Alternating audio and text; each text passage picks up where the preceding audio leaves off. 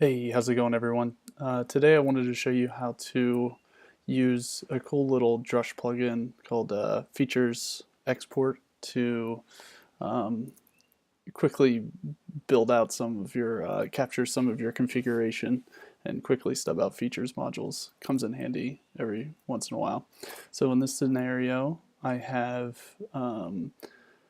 this setting, this cores module setting that I use all the time in whenever I'm developing my headless applications. And whenever I'm moving databases around and spinning up new sites, I always have to configure this, and it's just a pain. So this is something that you would want to capture in a features module. And if you didn't want to do that through the UI, there's a cool Drush method to do that. So let's say that we wanted to build a features module called like headless or headless dev and capture this setting in it so we can just turn it on in other sites as we're developing. So to do that, let's first stub out this module. So we'll target the website that has the setting. In this case, it's this Hey MP Studio. And we will say features export. And before we do that, actually, let's try this. So we'll do features export and then the name of our feature. And it says no components supplied. So if we look at the documentation, Drush plugins, or I'm sorry, Drush commands. Go to Drupal 7 and features. We go to features export, and you can see that we have two arguments that we need to supply. We need to supply the name of the feature that we want to export, and we need to specify some components. So let's take a look at what those components we have access to are. So to do that, you can type FC for features component, and that will give you a whole category of things that you have access to. The easiest one is dependencies. So we know that we want to always enable the cores module whenever we enable this feature. So we'll say option 4, and that will list all of our modules that we can list as dependencies. One of those, if we scroll to the top, is indeed the cores module. So let's copy that. And let's try this again. Oops. Let's just try typing it in. So dependencies and cores. Okay, so it will say this will create a new module at sites all modules headless. That's not really where we want to put it. So there's a flag where you can flag it to specify the destination. So we want to actually put it in this directory. So I'm going to grab that directory and I'm going to rerun the same command just with the destination flag on it. And we'll say, yep, that looks good. Cool.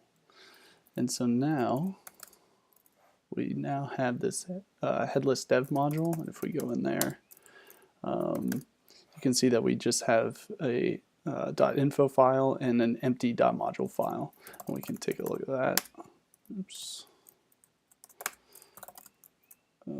Headless.info. So it's just basically stubbing out the features module, specifying that it needs features and listing cores as dependency. So cool. So now that we've stubbed it out, we can start adding components to it. And what we want to do is add the variable setting that is this string here. So if let's see where that variable is. So we'll say vget, and then we'll say cores to see what variables we have access to. And as you can see here, the cores domains variable specifies that that string that we want. So now we know that we want that variable. So how do we export that as a component? Well, let's go back to FC for features components to get a listing. And we can see that variable is one of those options.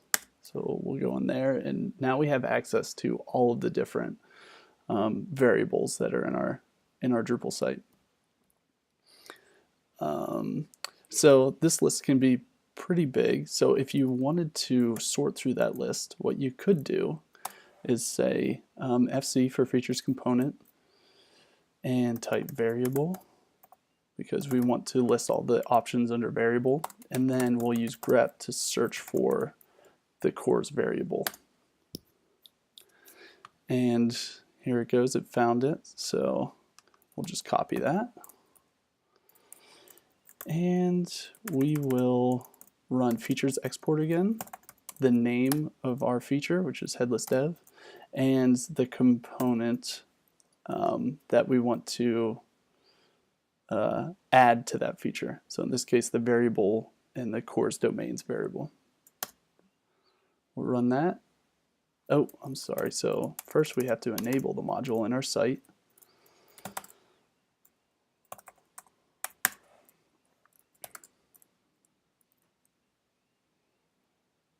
It needs to be enabled so that it knows where to add these new components to. And we will rerun that features export.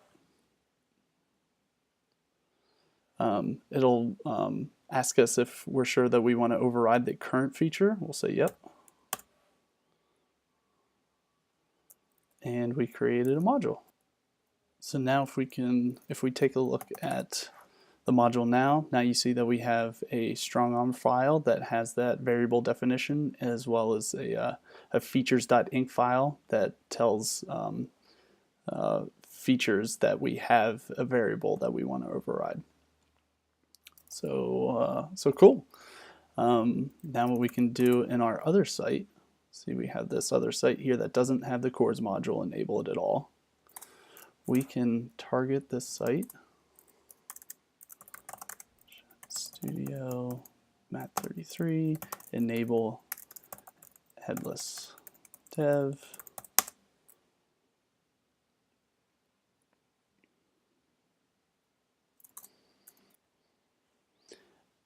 And there we go, we have the cores module, and if we click in the cores module, we can see that we have that variable. Sweet.